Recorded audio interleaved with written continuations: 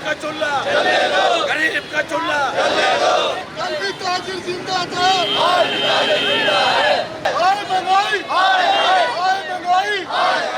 आम आदमी था, उसका चूल्हा बंद हो गया चलना जलना।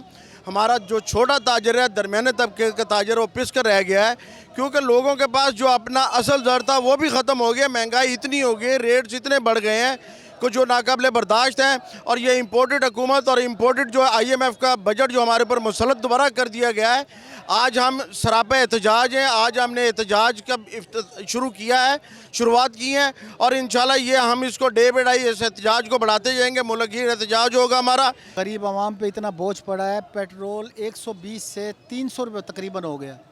तो क्या रिलीफ दिया गवर्नमेंट ने हमें? कुछ नहीं रिलीफ दिया, उल्टा महंगाई बढ़ाई है। आटा, घी, चीनी आवाम को चाहिए होता, आटा, घी, चीनी, लकड़ी, गैस, बिजली, इस पे रिलीफ नहीं मिल रहा तो किस चीज़ पर रिलीफ मिलेगा? इसकी महंगाई तो बढ़ती जा रही है। 80,000, 1,50,00,000 तक की जिनकी तनख्वाहें हैं, उनको पेट्रोल मुफ्त मिलता है, बिजली मुफ्त मिलती है, गैस मुफ्त मिलती है। जिनकी यहाँ पे 20,000, 30,000 तनख्वाह है, उसे ये सब चीज़ें खरीदनी पड़ती है।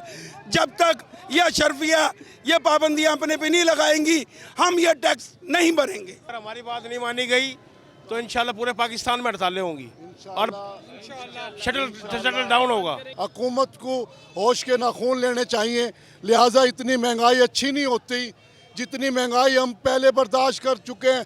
कल भी ताजिर जिंदा था, आज भी ताजिर जिंदा है। महंगाई के खिलाफ हम तन गोश्त सर से सर और जंजीर हाथों की बनाकर पूरे मुल्क को लॉकडाउन भी करेंगे और पूरे मुल्क का पहिया जाम भी करेंगे और पूरे मुल्क में शटर डाउन भी करेंगे। ताजिर बिरादरी इस महंगाई को हर सूरत बर्दाश्त नहीं करेगी। गरीब